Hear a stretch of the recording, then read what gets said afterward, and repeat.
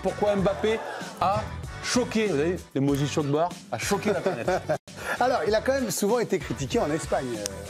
Le 6 novembre dernier, après la défaite à domicile en Ligue des Champions contre Milan, on avait fait une chronique, justement, on reprenait un petit peu le vu d'Espagne pour Kylian Mbappé. Il y avait notamment un certain Thomas Roncero qui n'était pas content du tout. Y por cierto, Kylian, mete alguna. Que ya sé que eres muy bueno, pero muy bueno para los titulares de los currículum. Currículum, Kylian Mbappé, buenísimo, posible mejor jugador del mundo. Coño, que lo quiero ver yo. Porque sé que eres tan bueno, date el Barça, 3 mano a mano al portero. Que no es tan difícil, Kylian, que sabemos que eres muy bueno, pero te queríamos para estos días. Yo no quiero Mbappé para que meta 3 con los Osasuna. Le quería con el Barça, le quería con el Milán, para la grande noche del Bernabéu. On a reconnu évidemment le célèbre plateau d'El Chiringuito. Ah oui. Et nous, on l'a retrouvé, le Pépère, hier. le Pépère. Justement, il était devant le match, justement, en tribune au Bernabéu. Et visiblement, il avait un autre état d'esprit. ¡Qué buena bola para Kylian Mbappé! ¡Kylian el remate!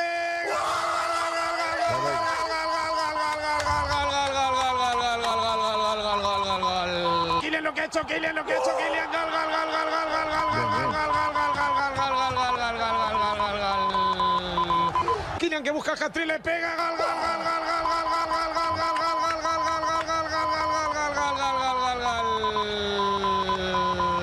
Il est content, il danse. La petite danse, ouais. Bien sûr, il est bien. content. Et globalement, l'Espagne, en tout cas les supporters du Real Madrid, étaient contents ce matin en se réveillant. On parlait que de ça, de Kylian Mbappé. On a eu notre correspondant sur place, le grand, l'immense Antoine Simoneau qui nous raconte. Mbappé, depuis hier soir, est sur toutes les bouches à Madrid. On ne parle plus que de ça. Même un journal, un quotidien généraliste comme El País, sa tête s'étale en une. Et il y aura certainement un avant et un après. Et on se souviendra, je pense, très longtemps de ce match, comme le match où Mbappé, finalement, a commencé à écrire sa légende avec le Real. Alors, les unes, c'était quoi ce matin? Parce qu'on a vu un petit peu, là, un zoomé. Là. Ouais, on va commencer en Espagne. On va commencer avec les unes sportives, évidemment. Marca qui a titré, regardez, en français. Magnifique quand même, avec les 2 points d'exclamation à l'espagnol. Un génie et un champion, ça c'est le titre de As. D'ailleurs, quand on ouvre le journal, Kylian est le nouveau roi. En Angleterre, le Daily Mail titré Mbappé Magic. Killjoy, ça c'est le titre du Daily Mirror, pardon, il a tué la joie, il a gâché la fête. Et puis la Gazzetta qui lui donne la note de 9 sur 10 avec ce titre. Ah oui. Il est injouable. Lui d'ailleurs, il s'est arrêté en zone mixte et il avait le verbe facile, il avait le regard lumineux. Le grand Kylian Mbappé des bons jours est de retour.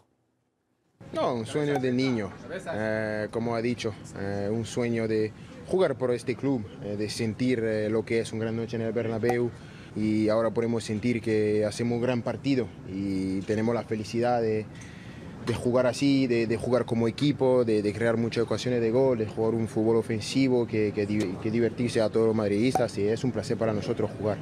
Estoy seguro que la gente me hablaba mucho de lo que es una gran noche de Champions en el Bernabéu, ahora puedo ver de mis ojos lo que es y espero que vamos a tener mucho más.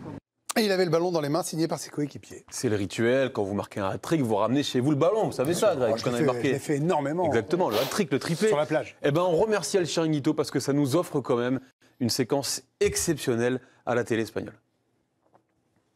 Y ahí se va la cámara con él. La primera firma que vemos es aquí. Rodrigo que le dice, don't sleep too much, brother, no duermas mucho, hermano. Se ve poco, pero Valverde arriba le pone crack y el 8. Ahí no hay firma, o por lo menos no se ve porque a lo mejor está en el oscuro. Ojo a esta que es de Vinicius, le dice, has llegado al Madrid, por fin, Kiki. Ça, c'est les messages sympas des poteaux dans le vestiaire, mais le meilleur des remerciements, il est signé par son coach, Carlo Ancelotti.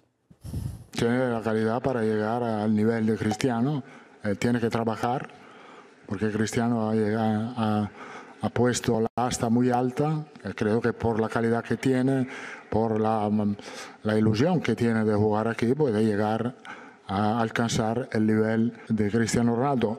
Ça commence à faire de sacrés stats quand même. Hein. C'est le 4e meilleur buteur d'Europe, avec le 3e meilleur total quand même de buts. On a un peu décrié sa saison, Kylian Mbappé, mais quand on regarde un peu les stats, regardez, il est à 28 buts, derrière Lewandowski, derrière Kane et Salah. On commence en Espagne à parler de la barre des 50 buts pour lui cette saison, mais c'est vrai qu'à Madrid, plus qu'ailleurs, c'est pas tant le nombre de buts qu'on regarde, c'est plutôt ce que va faire Mbappé dans les grands matchs, les matchs qui comptent, et il n'y en a pas énormément finalement.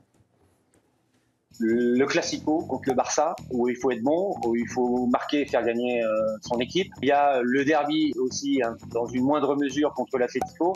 Et il y a les très très grands soirs de Ligue des Champions, c'est-à-dire les matchs à élimination directe, parce qu'on va pas se mentir, un triplé contre Salzbourg ou la Puel Nicosie, ça compte pas dans l'esprit des supporters merengues. Ils apprécieront. Bon, et sinon, on en a parlé un peu en dehors de l'Europe, même, dans le monde. C'est ça qui est fort quand vous jouez au Real Madrid, évidemment. Il y a une résonance qui est énorme. On a cherché un peu sur Internet avec Jérémy Zoningro qui m'a aidé à préparer cette chronique. Alors on s'est dit, allez, au hasard, on prend un pays. On s'est dit, le Nigeria. On tape YouTube Nigeria réaction Mbappé et on a trouvé. That's what great players are made of. They can struggle for some time, but not for all time. If any defender just 1 second delay or mistake, they are gone. They are gone. You can't catch them. C'est étonnant comme concept. Hein.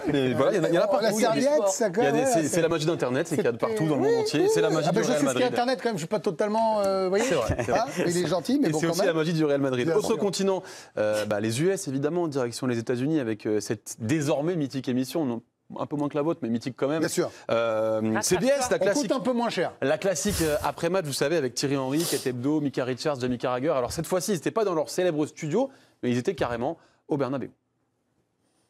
So you've come here to the Bernabeu, Yes. seen your hero score a hat-trick. Okay. The timing of the run was perfect, connection with the defender, as you can see here.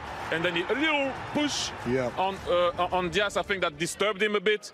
But you have to anticipate that anyway. You know what I mean? It's totally different. The way he moves and the way he was clinical. You can see now that he's confident. Et quand je vous dis qu'on en a parlé partout, c'est-à-dire qu'on en a même parlé du côté du rival, de l'ennemi, du côté de Barcelone évidemment, où les supporters, vous savez, se filmaient en train de réagir au match. Évidemment, ils étaient tous pour Manchester City. No,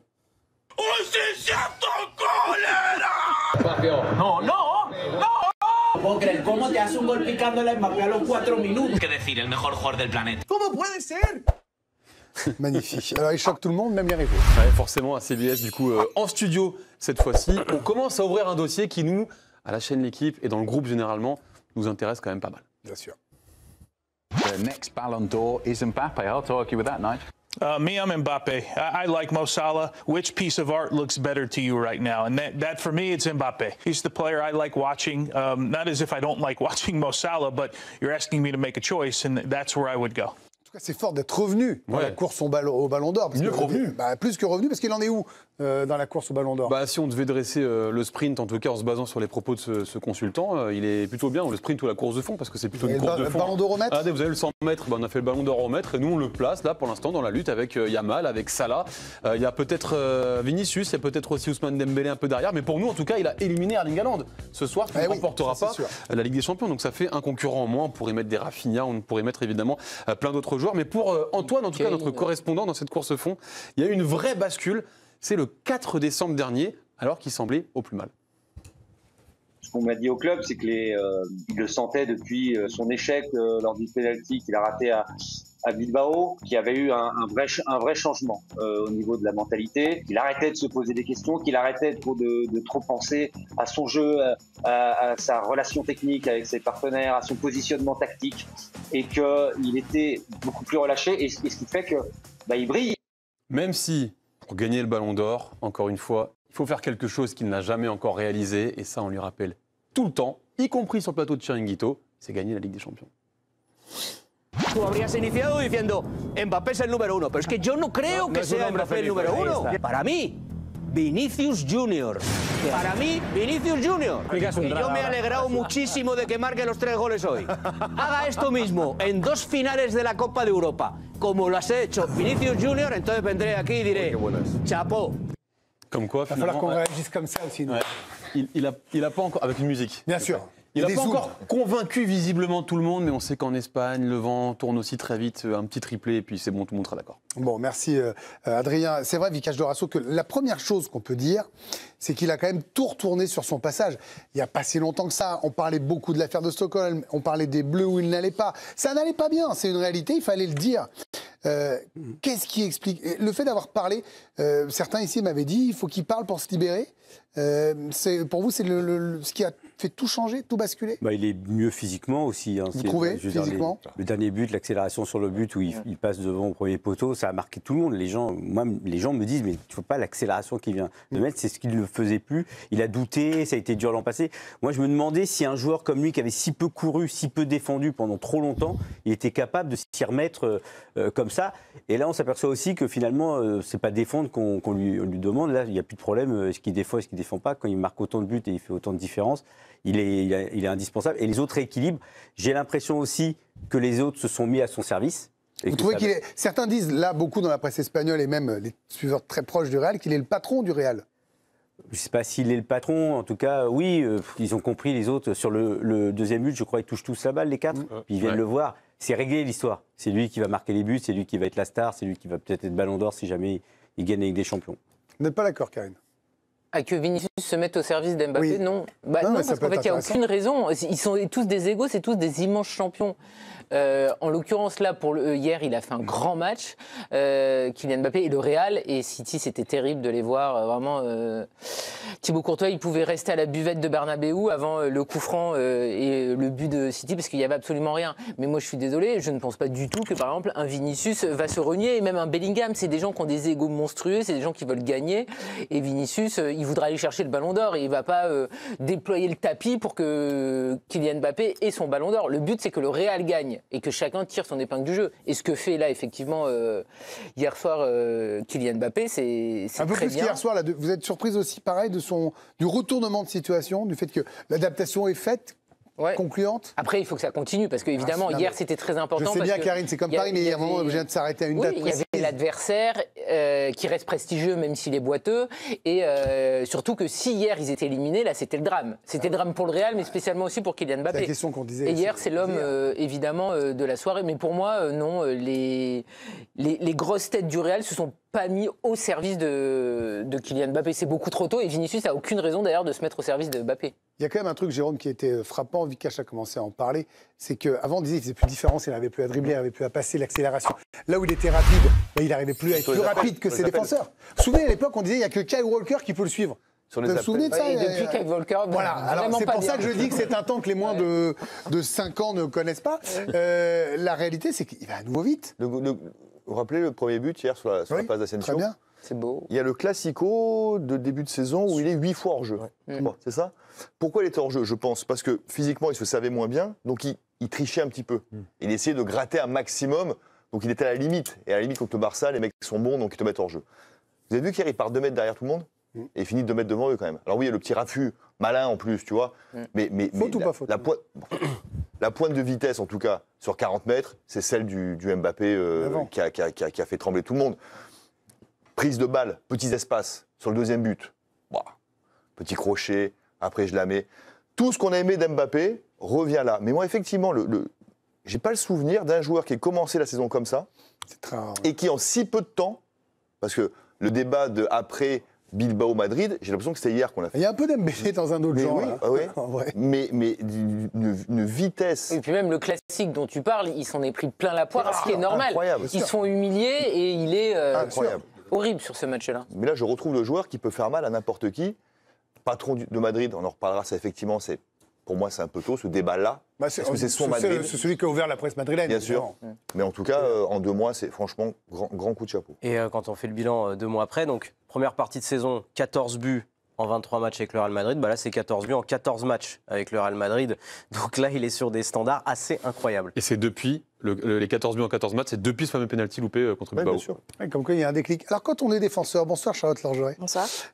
Qu'on voit arriver un Mbappé comme ça, on fait quoi? On fait comment? Parce que c'est ça qui est intéressant. Parce que maintenant, il va y avoir une compétition à les gagner. Ils l'ont dit, tous les trois, Adrien l'a dit. S'il veut le Ballon d'Or, en tout cas être dans la discussion jusqu'au bout, il va falloir que le Real aille le plus loin possible. Ça risque de jouer l'Atlético, si je ne dis pas de bêtises, parmi les possibilités pour le Real Madrid. Atlético ou Leverkusen. Et Kylian Mbappé a dit que ce soit l'Atlético, parce que c'est à 20 minutes de chez moi, c'est bien.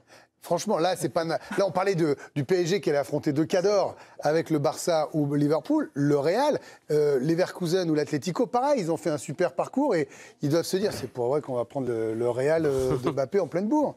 Comment on fait pour le stopper lui? Ouais, déjà, votre première question, c'était quand on est défenseur, faut bien dormir la nuit, en fait, la veille. C'est sûr.